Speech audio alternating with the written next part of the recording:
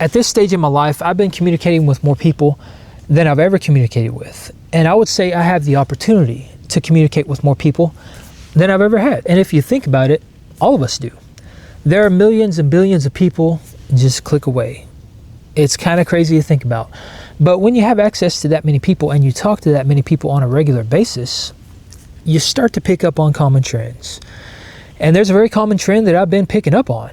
I've been hearing a lot of people, to the tune of hundreds, probably even thousands at this point, saying that things were better in the past. Things were better in the 80s and 90s specifically, but just in general, things were better 20, 30, 40 years ago. And I can attest to that because I'm from the 80s generation. I was born in 84. I just turned 41. And I've been thinking about this a lot. I've been thinking about the fact that back in the 80s and the 90s and even the early 2000s, things were so much freaking better. And let me know down in the comments below if you agree with this, but things were. They were just better. Everything felt different. Everything was much simpler. Everything was more organic. It was more spontaneous. People were more interactive. They were happier and friendlier. And I would say in general, the world was just more vibrant. And these are a lot of the things that I've been hearing people say. So I know I'm not alone in this. I know there are, in fact, a lot of people that are feeling this way. But we have to stop and think about why we're actually feeling this way. What is it about the modern world that is so different than our past? I would say it's a lot of stuff. And, I was listening to a podcast the other day, and this is what really put things into perspective for me. It was a podcast with Theo Vaughn and Matthew McConaughey. And I've always been a fan of Matthew McConaughey. He has some pretty, I would say, valuable insights. He seems very tuned in. And what he talked about specifically was how throughout most of history, and specifically our past, the 80s, 90s, everything before now, we got dopamine, we got gratification and validation, and we got excitement, and I would say adrenaline, from doing the thing, from living in the moment. And I think back on this, and it's true. It is 100% true. And think about your own life. Think back on how you grew up. Where did you experience the most joy? Where did you get dopamine from? What are the things that made you excited? For me, it was getting out and doing the thing. I was going out into the real world. I was exploring. I was getting out in nature. I was getting dirty. I was hurting myself. I was taking risks. And I think that's one of the things that we don't do today because the way we do things has changed. But the more I thought about this, the more it rang true. And I would say the more it is true. And as we've progressed, things have changed. It went from living in the moment and experiencing and doing the thing and getting gratification from that to recording ourselves doing the thing. And then suddenly we started to get gratification, dopamine, and adrenaline and excitement from recording ourselves doing the thing.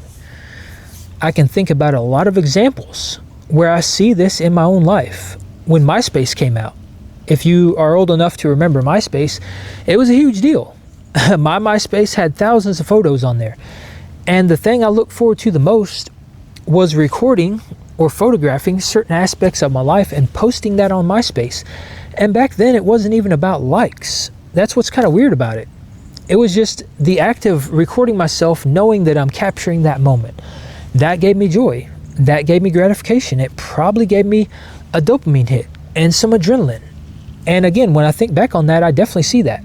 I can see that I was very excited about going out and recording myself and videotaping myself and just capturing that moment. And if you think about your own life, you might see that that's also true for you. But since then, we have now progressed from doing the thing, then recording the thing, to now sharing the thing. That right there is the stage that we are at. We get the most dopamine, the most validation, the most instant gratification, the most adrenaline, and the most excitement, the most joy from the moment that we share pretty much everything, I would say. It's not even about doing the thing, recording aspects of our lives and sharing that. It's about sharing everything. And most of us do. It's kind of ironic that I'm talking about this because I'm sharing stuff with you all right now, but I think this is kind of different. I think there's a very constructive way to do this, and there's a very detrimental way to do this. And I think that if you're going around showcasing the best parts of your life just for dopamine, just for instant gratification so that you can feel validated, that's probably a bad way to go about it, because then you're living your life through the eyes of others, how they perceive you, how they view your life. And you start to adhere your life to that. You start to live in a very unnatural way. You start to do things that you probably normally wouldn't do. When I make these videos, I share my perspective. I share certain things about our reality and things about the world around us, and usually things about the modern world, problems that we all experience, trials and tribulations that we all go through, so that people are aware of those. And then I always try to offer a silver lining or some sort of solution to the problems that we all face, because I think that's very important. If you want to overcome a problem and you want to be better in the future, the first step to doing that is identifying the fact that there is a problem. And a lot of us gloss over the fact that there's a problem. We like to remain comfortable, so that's where we stay.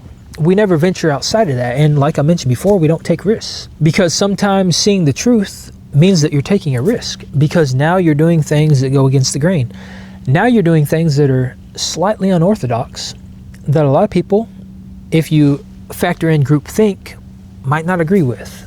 And when that happens, you can be ostracized. But for the sake of this discussion, that is where I believe the problem lies, is that we're no longer living for the moment. And when you really think about that, it's kind of a sad thing, because throughout all of history, and specifically when we were growing up, we were living in the moment. We were living for the moment, and we were experiencing joy from doing that.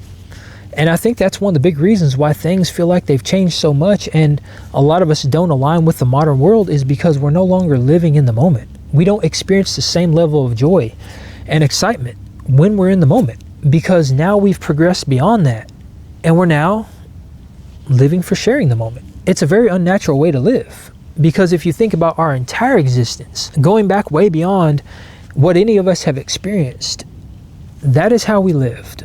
We lived in the moment, because that's all there was just being in the present. We got joy from doing the thing, because when we were doing the thing back then, it probably meant we were getting a meal. It meant that we were creating shelter. It meant that we were providing for our family and for our tribe. Now we don't get joy from that anymore. There's no real gratification from doing that, because we have so much convenience around us. We don't have to go out and hunt and forage for food. We don't have to create shelter for ourselves. We just go out and rent, or we buy a house and there's the shelter. There's no real work, and there's no real sense of progression towards these things. Everything is essentially at our fingertips. And I would say that's where the other problem lies, is that we have gotten very comfortable in convenience.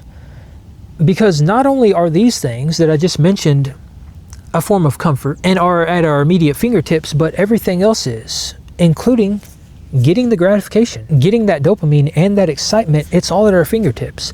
And it's as simple as going out and recording yourself doing the thing and sharing it online, or just sharing whatever you want online. Because I think the moment that we share anything online and we see that people resonate with it, and you have kind of a tribe behind you that are backing you up, you have people that like it, that share it, that save it, that's gratification.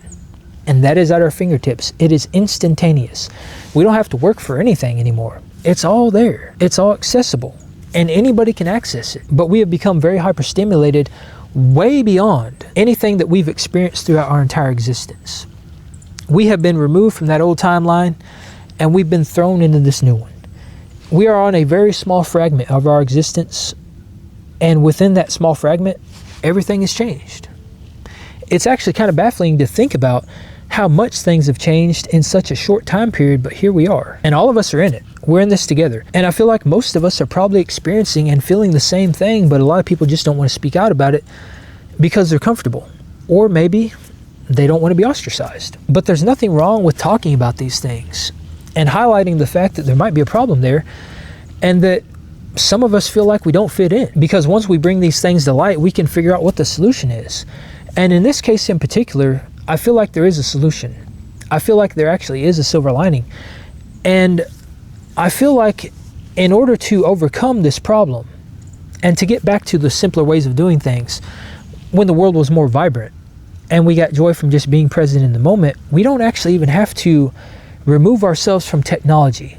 We don't have to stop recording ourselves, and we don't have to stop sharing what we're doing in our lives with the world. I think there's a way that we can actually find balance. I think there's a way that we can continue to do that in a meaningful and impactful way, something that could create positive change and an impact in the world, without stopping it altogether. Because if you're anything like me, finding like-minded people and discussing topics like this with them is very important to you. And sharing knowledge, information, and telling stories is a major part of the human experience. So I truly believe that technology can actually be a complement to our lives if it's used in that way. And I think that is how we can kind of reach a happy medium here. Because I know there are a lot of people out there that have amazing ideas. There are a lot of people out there that are very imaginative. And the information and the knowledge they have could benefit the world.